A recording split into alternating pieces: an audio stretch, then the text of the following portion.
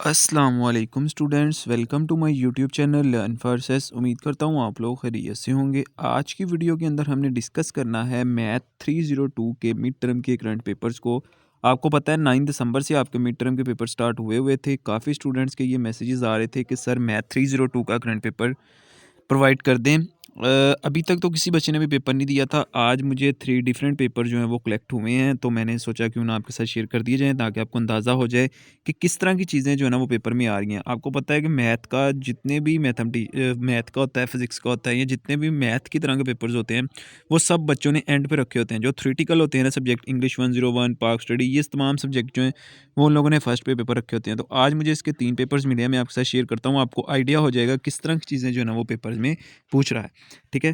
First students ने अपना experience paper से आकर शेयर किया है। वो क्या कहता है कि उसको किस तरह का पेपर जो है वो आ रहा है, यहाँ पे हम डिस्कस कर लेते हैं। वो कहता है मैं 302 अस्सलाम वालेकुम फॉर एवरीवन। वालेकुम सलाम। मेरा आज मैं 301 का पेपर था। थिन आई एम शेयरिंग, इन सब को देख लें। ठीक है ना। उसने कहा कि mostly MCQs were from standard deviation का फार्मूले के रिलेटेड जो है ना काफ़ी एमसीक्यूज पूछे हुए थे। रिग्रेशन स्लोप उसके बारे में, परसेंटेज मार्कअप के बारे में एग्जांपल्स थी। 4 से 5 एमसीक्यूज वेरिएंस के बारे में थे। ठीक है ना। वाले टॉपिक्स में एग्जांपल आई थी। ठीक है ना। आपने वेरिएंस वाला टॉपिक, स्टैंडर्ड एविएशन, रिग्रेशन और परसेंटेज ऑफ मार्कअप ये अच्छे तरीके से करके जानिए। उसका ये कहना है कि यहाँ से जो है ना काफ़ी हद तक जो है ना क्वेश्चन आए हुए थे।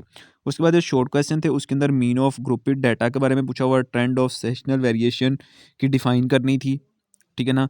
ये पोजीशन का सिंटेक्स बताना था। ठीक है ना। ये था। नेक्स्ट उसने क्या बताया कि दिया था उसके ट्रू और फॉल्स कंडीशन बतानी थी। ठीक है ना। सेलिंग प्राइस फाइंड करना था। सेलिंग प्राइस ठीक है फाइंड करना था।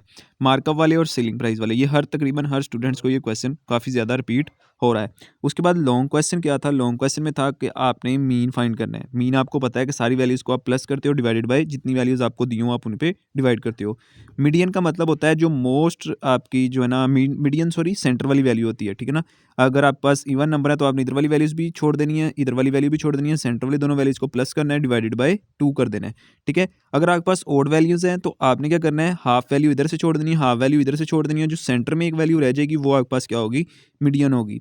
और मोड जो होता है वो मोस्ट रिपीटेड वैल्यू होती है। जैसे फॉर एग्जांपल आपके पास एक क्वेश्चन है 2 2 2 और 3, फिर 3 आ जाता है, फिर 5 आ जाता है, फिर 5 आ जाता है। अब इसमें मोस्ट रिपीटेड वैल्यू आपके पास कौन सी है?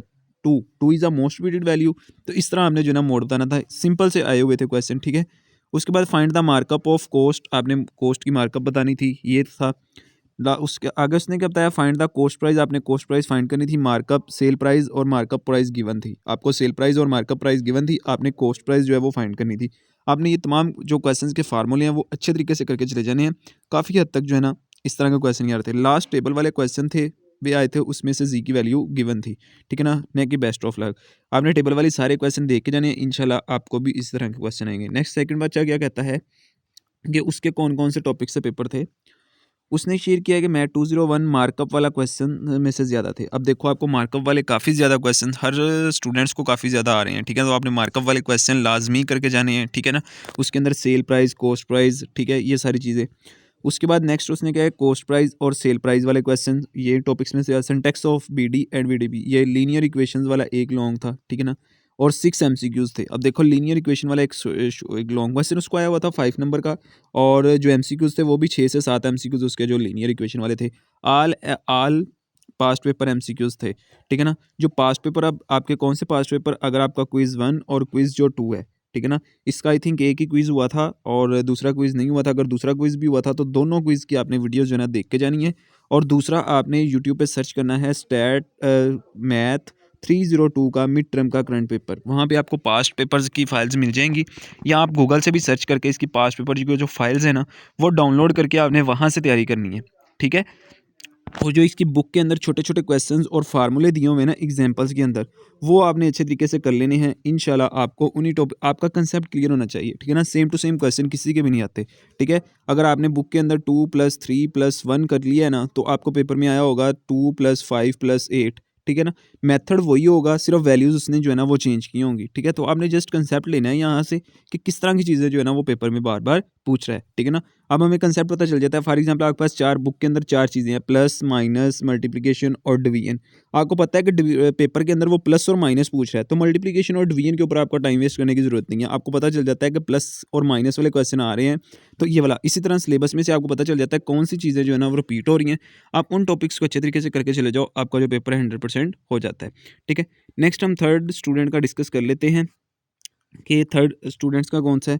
इससे पहले अगर आप हमारे चैनल पे न्यू आए हैं तो जल्दी से चैनल को सब्सक्राइब कर ले। इंशाल्लाह आपको बाकी तमाम बुक्स के फाइनल टर्म के पेपर भी इसी चैनल पे प्रोवाइड करूंगा मैं, ठीक है। इसके अलावा आपको नेक्स्ट कौन सी बुक का चाहिए आपने कमेंट करके ज़रूर बताना है। इंशाल्लाह मैं जो अगर किसी बच्चे ने उस बुक का पेपर दिया हुआ तो मैं आपके साथ ज़रूर शेयर करूँगा, ठीक है। अस्सलाम वालेकुम जी। वालेकुम सलाम। पेपर तो हो गया बट हैव नो आइडिया कि कैसा हुआ है, ठीक है ना। उसने कहा कि पेपर तो हो गया बट ऑब्जेक्टिव ज़्यादा हैंडआउट से आए थे और सब्जेक्टिव भी आया था साहब, ठीक है ना। एमसीक्यू ज़्यादा हैंडआउट से ही होते हैं, हैंडआउट्स प्लस पास पेपर। जो पास पेपर होते हैं वो भी हैंडआउट से होते हैं। अब ये आपकी लक पे डिपेंड करता है कि आपको पास पेपर से कितना पेपर जो है ना वो रिपीट होता है। किसी को 10 से 15% रिपीट हो जाता है, किसी को 50 to 60% रिपीट हो जाता है, किसी को 80 to 90% भी रिपीट हो जाता है, ठीक है। ये तो आपकी लक पे डिपेंड करता है कि आपको जो है ना किस तरह का पेपर आता है, ठीक है। तो आपने पास पेपर करके चले जाना, अंदाज़ा हो जाता है आपको कि किस तरह की चीज़ें जो है वो ना पेपर में पूछ रहा है, ठीक है। और नेक्स्ट वो क्या कहता है कि डिस्काउंट रेट वाला टॉपिक्स था वो अच्छे तरीके से करके जाएँ। मार्कअप वाला आपको पीछे जो पेपर हमने डिस्कस किए हैं, हर पेपर के अंदर तकरीबन मार्कअप वाली चीज़ें उसने बताई थी। मार्क डाउन के बारे में, ठीक है ना, कॉस्ट प्राइस, सेल प्राइस वाला सब्जेक्टिव सारा यही था, ठीक है ना। जो उसने टॉपिक्स बता दिए उसका सब्जेक्टिव यही था। 4 वाला स्टूडेंट्स क्या कहता है, 4 वाला स्टूडेंट कहता है मैथ 302 एमसीक्यू ज़्यादा फाइल से आए थे और हैंडआउट से थे। फाइल्स कौन सी, जो क्विज़ 1 हुआ था और क्विज़ 2 हुआ था, और यूट्यूब पे या गूगल्स पे आपको इसकी डिफरेंस और भी बहुत ज़्यादा फाइल्स मिल जाएंगी। आपने वो लाजमी करके जानी है, ठीक है। उसके बाद वो कहता है सब्जेक्टिव के अंदर क्या था, मार्कअप फाइंड करना था। देखो मार्कअप वाले क्वेश्चन हमने 4 स्टूडेंट्स के डिस्कस किए हैं। देखो फॉर एक ये वाला स्टूडेंट, इसने कहा है कि मार्कअप वाला क्वेश्चन आया है, ठीक है। ऊपर जाते हैं तो इसने भी कहा है कि मार्कअप वाला क्वेश्चन आया है, ठीक है। और इससे अगर ऊपर जाते हैं यहाँ पे तो इसने भी क्या बताया है कि परसेंटेज ऑफ मार्कअप वाला आया है, ठीक है। अगर हम इससे भी ऊपर जाते हैं, ये वाला इसने भी यही बताया है कि find the markup of cost price, ठीक है ना। ये था। ये देखो अब 4 स्टूडेंट्स का मैंने आपको पेपर शेयर किया, 4 के 4 स्टूडेंट्स ने यही कहा है कि मैं मार्कअप वाला क्वेश्चन जो है ना वो बार-बार रिपीट हो रहा है। अब ये जो मार्कअप वाला अगर चैप्टर है या टॉपिक है, इसको अच्छे तरीके से आपने करके जाना है ताकि आपका भी अगर कोई मार्कअप वाला क्वेश्चन आए तो आपको अच्छे तरीके से आता हो। और परसेंटेज वाला, ठीक है ना, इसको भी परसेंटेज वाला आया। अब परसेंटेज के अंदर आपके पास कॉस्ट प्राइस, सेल प्राइस, ठीक है ना, mean, median, mode, geometric mean, arithmetic mean, इस तरह के कोई जितने टॉपिक्स हैं ना आपके मैथ 302 के अंदर, आपने ये सारे करके जाने हैं, ठीक है ना। इनके फार्मूलेस देख लेने, एक-एक एग्जांपल सॉल्व करके देख लो। मीन की भी एग्जांपल कि उसका फार्मूला क्या है, ठीक है ना। मोड की, मीडियन की, इवन नंबर हो, ऑड नंबर हो, ठीक है ना। ये तमाम चीज़ें आपने करके जानी है। और लीनियर इक्वेशन वाला मोस्ट इंपॉर्टेंट टॉपिक्स, ठीक है ना, लीनियर इक्वेशन वाला आपने लाजमी करके जाना है, ठीक है। सेल प्राइस, कॉस्ट प्राइस, ये भी लाजमी करके जाना है आपने, ठीक है ना। क्या चीज़ें हैं इनको एक दफ़ा एक-एक एग्जांपल आपने सॉल्व करके देख लेनी है, ठीक है, कि किस तरह होती है। उसके बाद मार्कअप वाले क्वेश्चंस भी है ना वो ज़्यादा थे। अब यहाँ पे उसने बताया मार्कअप वाले क्वेश्चन ज़्यादा थे, तो आपने मार्कअप वाले टॉपिक को लाजमी करके जाना है, ठीक है। तो ये था जी आपका करंट पेपर आज मिला है मुझे, तो मैंने आपके साथ शेयर कर दिया। काफ़ी स्टूडेंट्स जो है ना इसके मैसेज कर रहे थे कि मैथ 302 का पेपर शेयर कर दें, तो पेपर शेयर हो गया है।